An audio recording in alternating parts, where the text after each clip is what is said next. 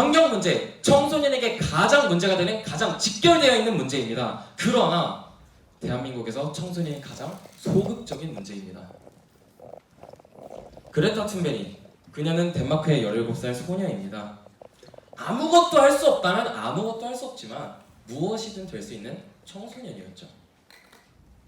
그녀는 매일 국회의사당 앞에서 1인 시위를 벌였습니다. 그녀가 학교에 나가지 않았던 이유, 환경에 적극적으로 대처하지 않는 정부에게 자신의 목소리를 전달하기 위함이었습니다.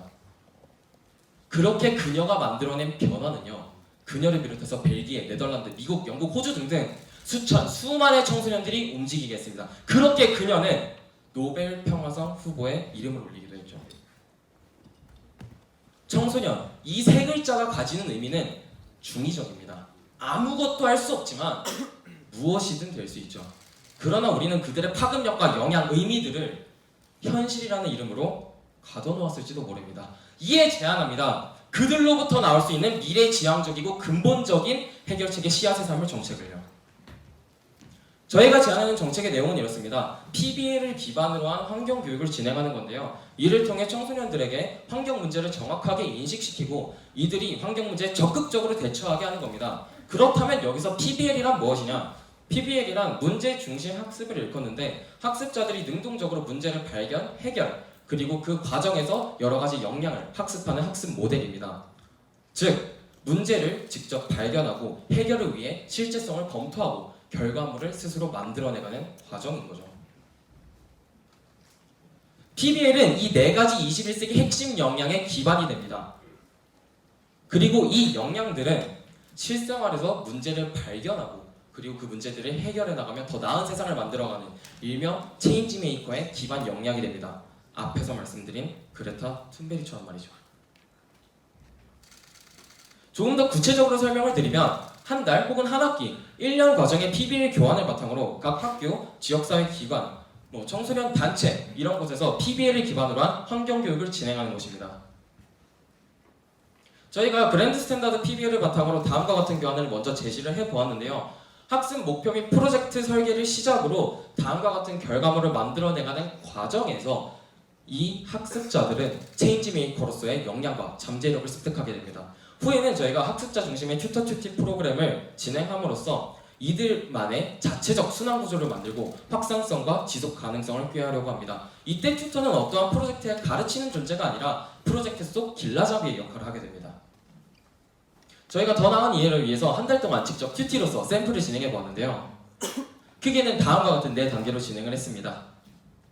환경 문제 그리고 그중 미세먼지 문제에 관심이 있던 저희는 미세먼지와 그리고 PBL에 대한 기초의 전문가 교육을 받았고요. 문제 상황을 공부하면서 여러 번의 자체 회의를 진행했습니다. 그리고 이를 바탕으로 직접 거리에 나가서 여러 시민들을 직접 인터뷰하고 이를 바탕으로 실질적인 데이터를 쌓았습니다. 그리고 이 실질적인 데이터를 바탕으로 저희만의 캠페인을 진행을 해보았는데요.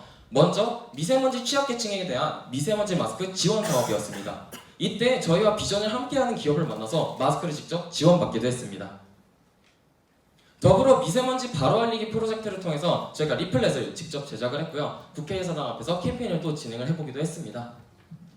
동시에 이 리플렛을 가지고 여의도 공원에 직접 나가서 리플렛을 배부하고 여러 가지 이벤트와 프로그램을 직접 진행해 보았습니다.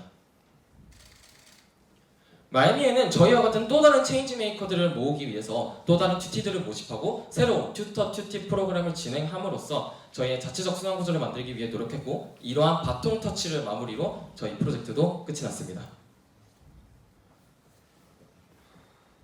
다음과 같은 과정을 통해 정책으로 수립하고자 합니다. 먼저 기존에 있는 법률과 조례들을 수정, 보완함으로써 실효성을 개선하고자 합니다. 또한 그 다음 단계인 예산 편성에 있어서는 관련 여론이 집중되어 있고 아까 보여드린 PPT 첫 장 그리고 두 번째 장에 있던 것처럼 많은 예산이 확대되고 있는 추세이기 때문에 긍정적이라고 평가를 했습니다. 그 다음 단계인 사업 진행에 있어서는 기존에 있는 인프라를 적극 활용하고자 하는데요. 환경이 주인 만큼 다양한 기술적 접목의 여지가 있다고 판단을 했고요. 지속 가능한 발전 협의회 같은 기존 설치 기구나 인프라를 적극 활용하여 전국적 확대를 꾀하고자 합니다. 그리고 이러한 부분은 저희가 직접 샘플을 진행하면서 여러 가지 피드백을 첨가해서 산출한 내용입니다.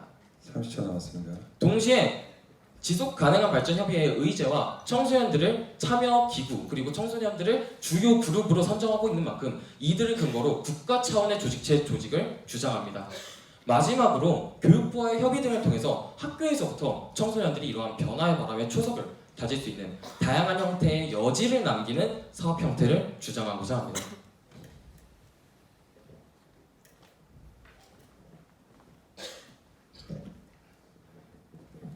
우리의 환경, 나날이 문제는 심각해져만 가고 있는데 뚜렷한 움직임도 대책도 보이질 않습니다.